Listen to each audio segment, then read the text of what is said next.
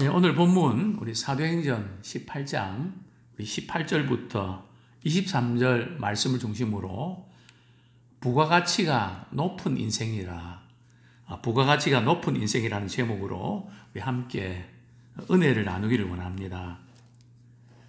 어떤 인생이 부가가치가 높은 인생일까요?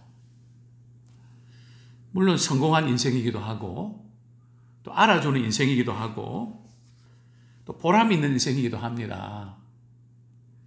그러나 참 그 모든 것들은 우리 이 세상에 있는 동안에 사람들과 비교해서 좀 낫다, 부럽다, 그런 의미죠. 오늘 우리 김영석 교수, 우리 102세 되셨죠. 행복한 인생에 대한 그 유튜브를 좀 보면서 그분이 그런 말씀을 하시더라고요.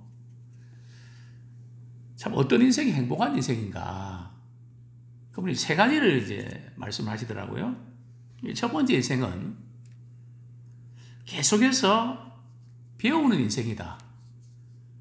계속해서 공부를 해야지, 계속해서 배워야지 늙지도 않고 정말 보람 있는 인생을 살 수 있다는 거죠. 그러니까 나이에 관계없이 계속해서 배우고 알아가고 그것을 이렇게 추구하는 인생은 참 복된 인생이다. 두 번째로는 그것이 돈이 되든 돈이 안 되든 일이 있어야 행복한 인생이라는 거죠. 참 일이 없으면 아무리 돈이 있다 하더라도 그 불행하다는 거죠. 그래서 우리는 끊임없이 일을 해야 된다. 근데 문제는 돈하고 일을 이렇게 따질 때에 우리는 돈에다가 맞출 수 있는데, 그러나 돈에다가 맞추면 기간이 얼마 안 간다는 거죠. 그러나 일 자체가 얼마나 가치 있고 얼마나 보람 있는가 거기다 맞추면 계속해서 일거리들이 생긴다는 거죠. 또 계속해서 의미 있는 인생이 된다는 거죠. 이제 그 일이 또 어떤 건가? 세 번째로는 다른 사람을 행복하게 하는 인생이다.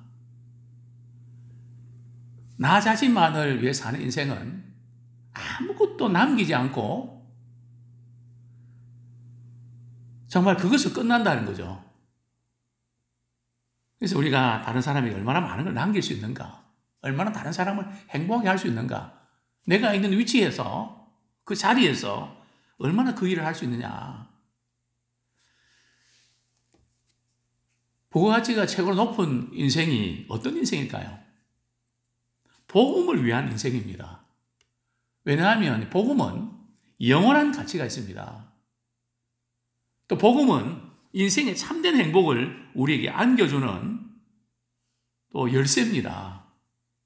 사도 바울의 전도 여행 일정을 통해서 그때 만난 사람들, 또 겪었던 많은 일들, 우리는 그 일들을 보면서 오늘도 우리는 이 말씀을 통해서 또 많은 선교사님들이 그 선교를 통해서 많은 사람을 살려내는 그런 일이 헌신하고 있습니다. 자, 오늘 본문 우리 사도행전 18장 우리 18절부터 23절까지는 제2차 전도여행 기간이 한 3년이 되는데 그걸 마무리하고 우리 18절에 보면 배 타고 어디로 간다고요? 수리아로 갑니다. 수리아가 어디입니까? 우리 지도를 보시면 어디로 가는가 하면 우리 수리아 안디옥, 즉 2차 전도 여행 출발한 데가 있죠.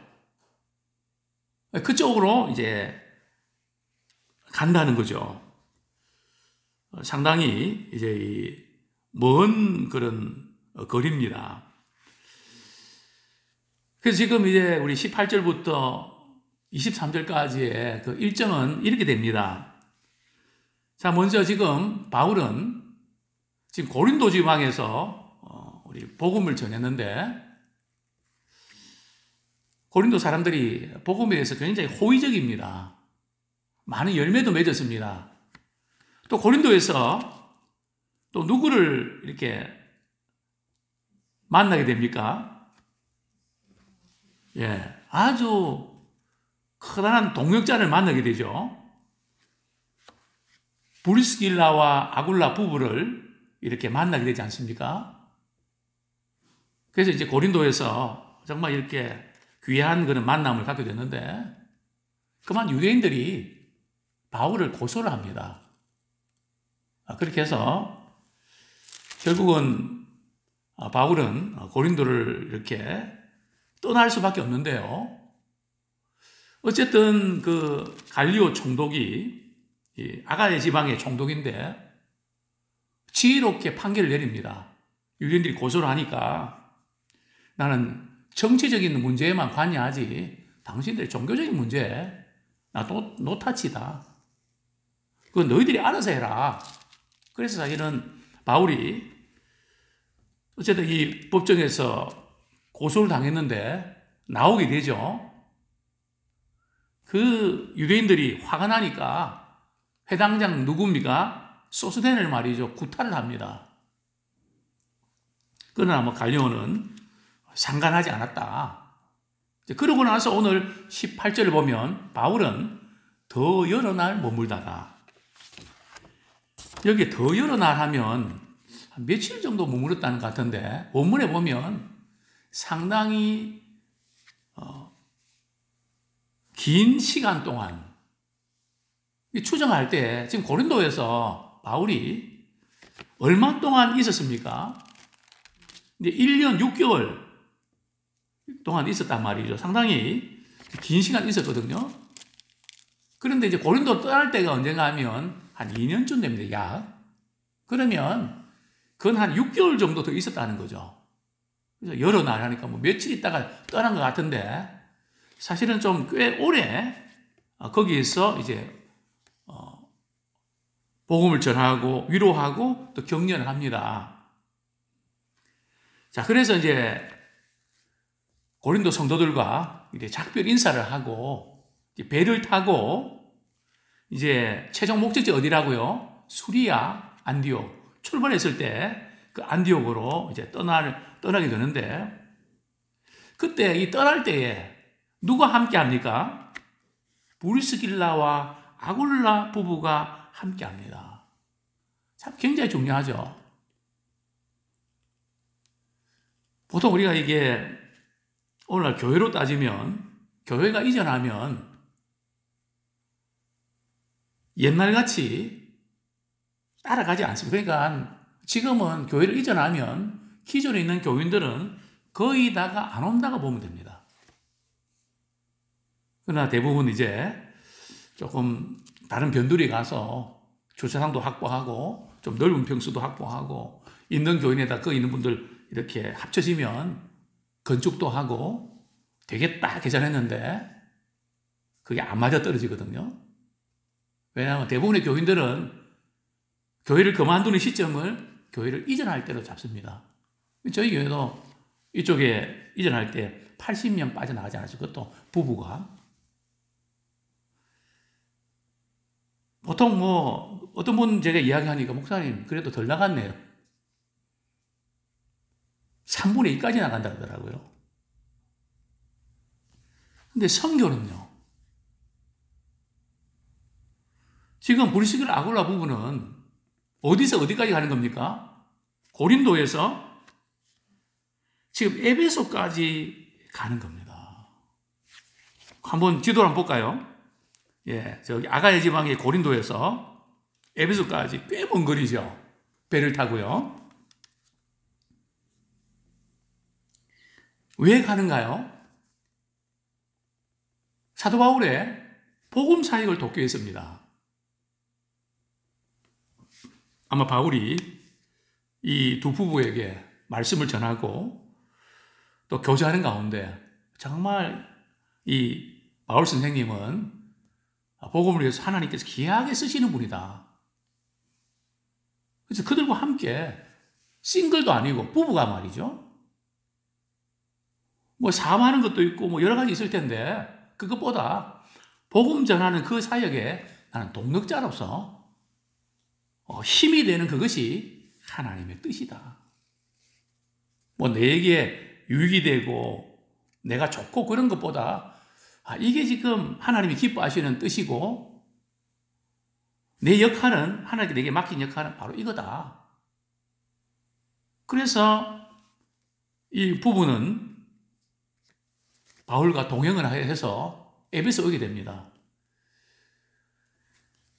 브리스길라 아굴라 부부가 이사를 몇 번 한지 아십니까? 이 부부는 어디 출신이죠? 여기 보면 비두니아 본도 출신이거든요.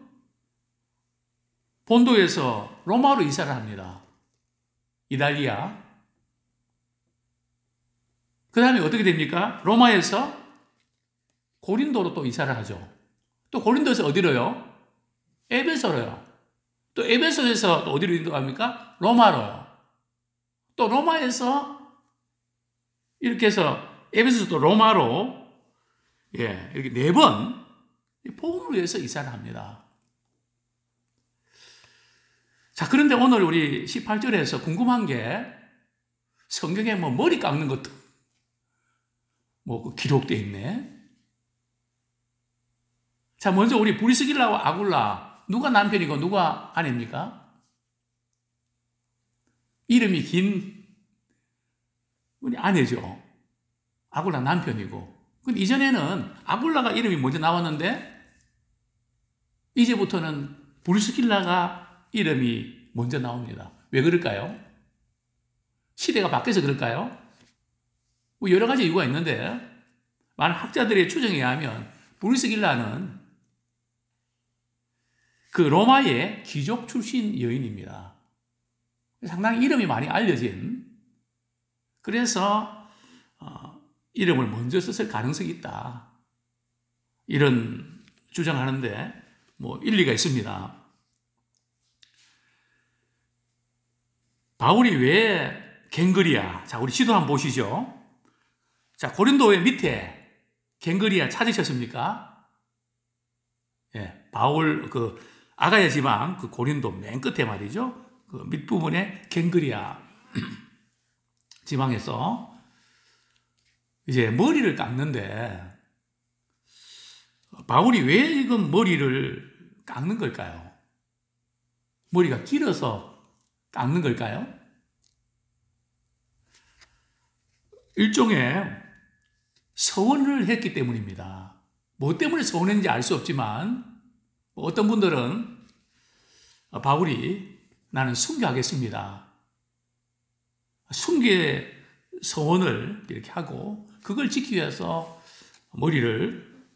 머리카락을 이렇게 밀었다. 뭐 이런 이야기도 있는데 그건 우리가 알 수 없죠. 분명한 것은 하나님께 자신을 바치고 어떻게든지 하나님을 기쁘시게 하는 그 일을 위해서 구약에 보면 어떤 제도가 있나요? 나실인 서원이 있습니다. 우리 민수기 6장 19절부터 21절까지 한번 보겠습니다. 민수기 6장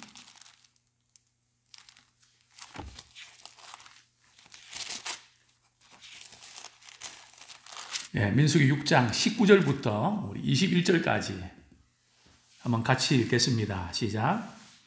자기의 몸을 구별한 나실이니 그의 머리털을 민 후에 제장이 삶은 순양의 어깨와 광주리 가운데 무교병 하나와 무교전병 하나를 취하여 나실인의 두 손에 두고 여호와 앞에 요제로 흔들 것이며 그것과 흔든 가슴과 받들어 올린 넓적다리는 성물이라 다 제사장에게 돌릴 것이니다.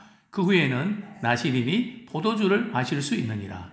이는 곧 서운한 나실인이 자기의 몸을 구별한 일로 말미암아 여호와께 헌물을 드림과 행할 법이며 이외에도 힘이 미치는 대로 하려니와 그가 서운한 대로 자기의 몸을 구별하는 법을 따라 할 것이니라. 이제 이 나실인 서원은 뭐 의무로 하는 게 아니라 개인적으로 자발적으로 합니다. 그래서 이 나실이 되면 3가지를 금해야 되죠. 첫 번째가 뭡니까? 포도주 마시는 것을 금해야 됩니다. 두 번째는요, 머리를 깎으면 안 됩니다. 머리를 길러야 됩니다. 세 번째는요, 부정한 사람 접촉하면 안 됩니다. 심지어 누가 돌아가셨을 때 제사장들까지도 이제 부정한 시체를 접촉하면 부정해지니까 그런 이제 법이 있었죠. 어쨌든 지금 바울은 서운한 부분이 있습니다. 서원의 기간이 끝나면 이제는 머리를 이렇게 밉니다. 그동안 길러놨다가 머리를 밀죠. 어쨌든 이 바울이 참 복음 사역을 위해서 주님 앞에 서운했던 것들을 이행하는 그런 모습을 우리가 보게 되는데요. 자, 이제 바울은 고린도를 떠나서 어디로 가게 되죠? 우리 19절 말씀 같이 읽겠습니다. 시작. 에베소에 와서 그들을 거기 머물게 하고 자기는 회당에 들어가서 유대인들과 변론하니. 이제 고린도에서 에베소까지 왔는데, 원래 에베소는 어떤 곳입니까? 우리 지도를 보면 아시아의, 즉 소아시아의 수도입니다. 본래 2차 전도 여행 때 바울은 어디를 가기를 원했습니까? 이 아시아 지방, 지금 에베소를 가기를 원했는데 성령께서 막으셨죠. 그래서 제일 먼저 간 곳이 어디입니까? 빌립보입니다. 즉 유럽. 그쪽으로 이제 가게 된 거죠.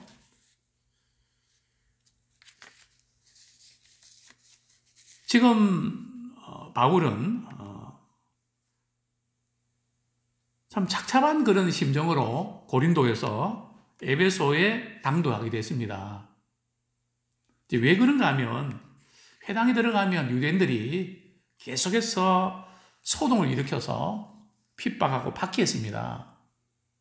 동족 유대인으로부터 버림받고요. 또 이방인들은 사도 바울이 사역을 하는데 은혜를 입긴 입지만 좀 무관심했습니다. 그래서 바울은 내가 이 선교하는데 도움을 내게 준 교회는 빌립보 교회가 딱 두 번째 없다. 그 외에는 이 일에 참여한 사람들이 없다.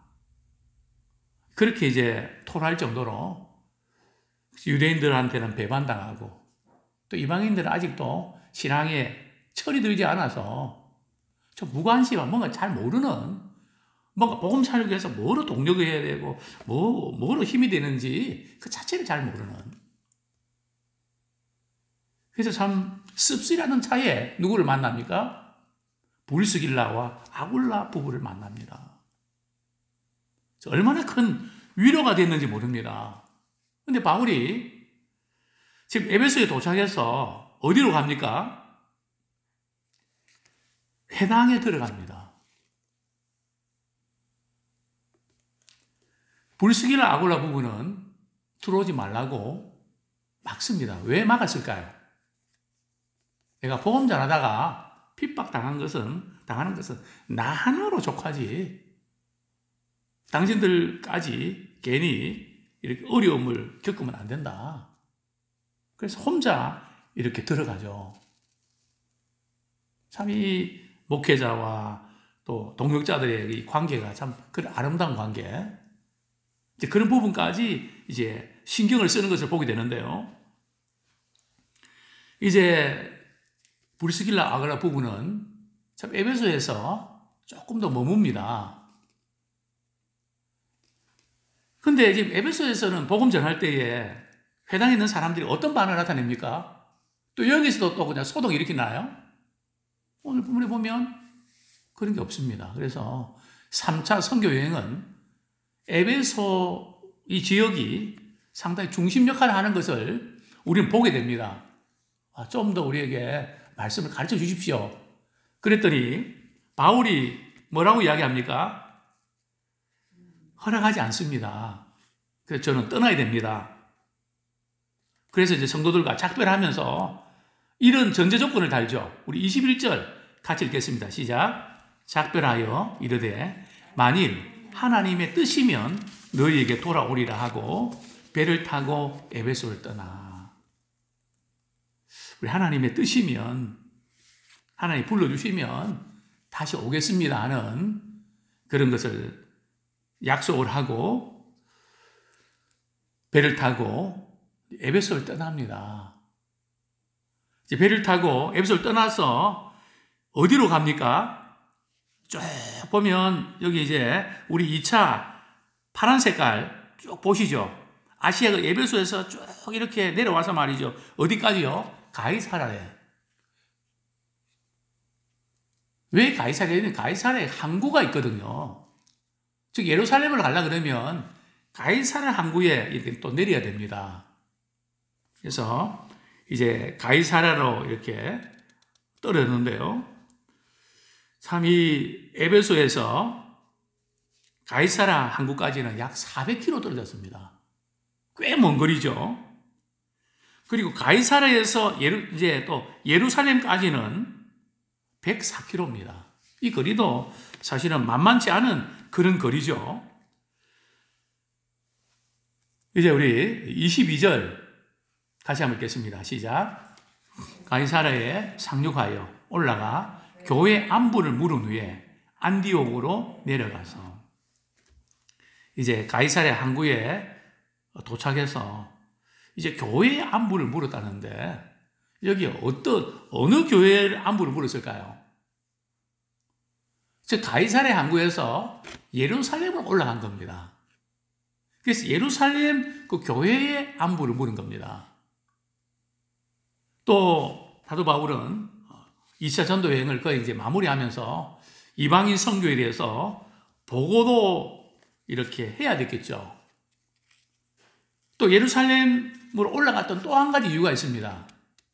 서원을 하고 그 다음에는 희생 제사를 드려야 되는데 희생 제사는 어디서 드립니까?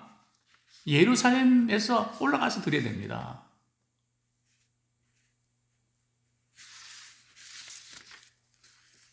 우리 사도행전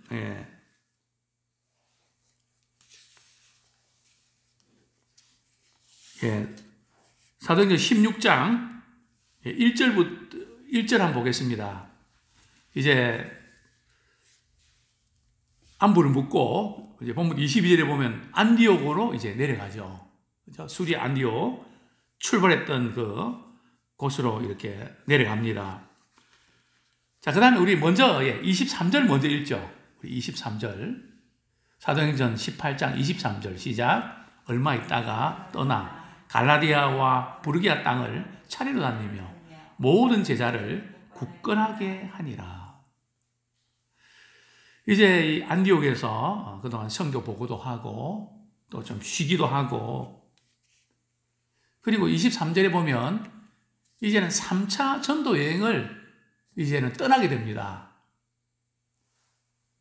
그 3차 전도 여행은 주로 어디를 중심으로 여행을 하는 걸까요? 2차 전도 여행 때 다녀왔던 데입니까? 1차 전도 여행 때 다녀왔던 겁니까?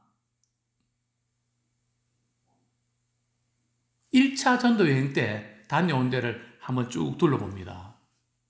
우리 한번 볼까요? 그 지역이 갈라디아와 부르기아 땅, 그 어디입니까? 비시디아 안디오, 이고니온, 루스트라, 더베. 그러니까 1차 전도 여행했던 그 지역들.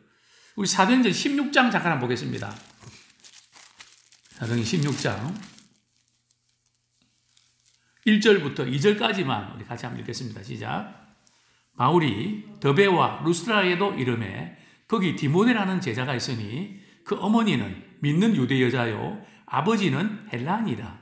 디모데는 루스트라와 이고니안에 있는 형제들에게 칭찬받는 자니. 이제 이 지역을 이렇게 방문하면서 그들의 믿음을 굳건하게 합니다. 우리가 사도 바울의 선교 전략을 이렇게 보면 한번 이렇게 뭐 교회 초청하고 전도하고 끝나는 게 아니라 계속해서 믿음의 후속 조치, 그들의 믿음이 견고해질 수 있도록, 굳건해질 수 있도록 지속적인 관심을 갖는 것을 보게 됩니다. 왜냐하면 우리 신앙은 참 교회를 한 3주만 빠지면 믿음이 흔들립니다.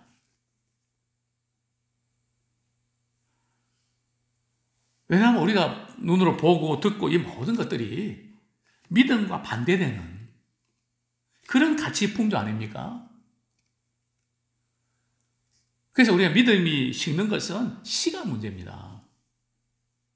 참 이 점에서 이 코로나로 인해서 우리 교회가 입었던, 물론 교회로 인해서 여러 가지 이야기 많이 하지만 교회가 입었던 이 여러 가지 영적으로 엄청난 손실을 누가 보상할 거냐. 사실 이 부분을 이게 상당히 제가 볼 때 영적으로 볼 때는 심각합니다. 3주만 빠져도 믿음 생활이 흔들리는데 이게 3주입니까? 얼마나 긴 시간 동안. 그렇기 때문에 바울이 방문하면서 그들의 믿음을 위로하고 격려하는. 그래서 교회의 직분자가 필요한 겁니다. 믿음이 연약한 지체들을 붙잡아주고 관심 가져주고 또 이해해주고. 왜냐하면 그냥 애들하고 똑같거든요.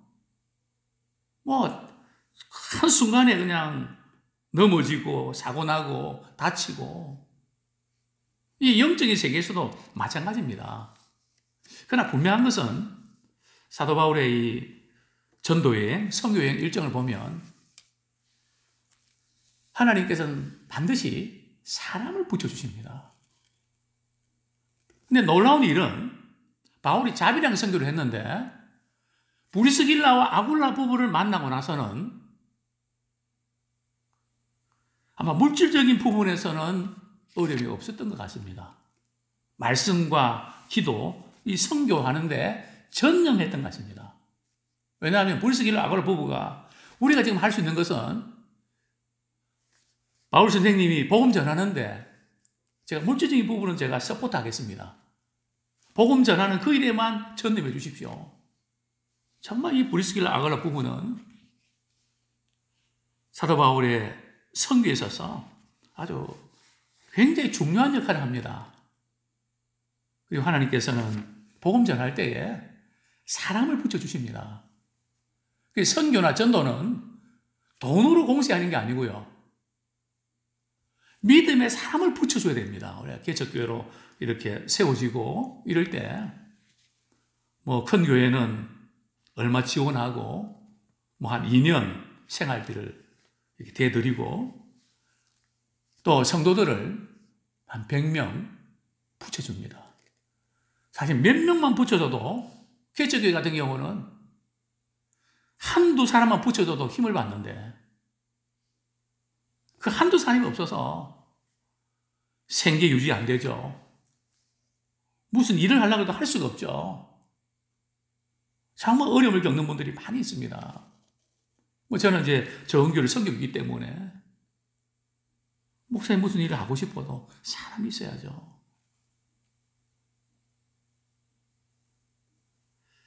정말 그렇습니다.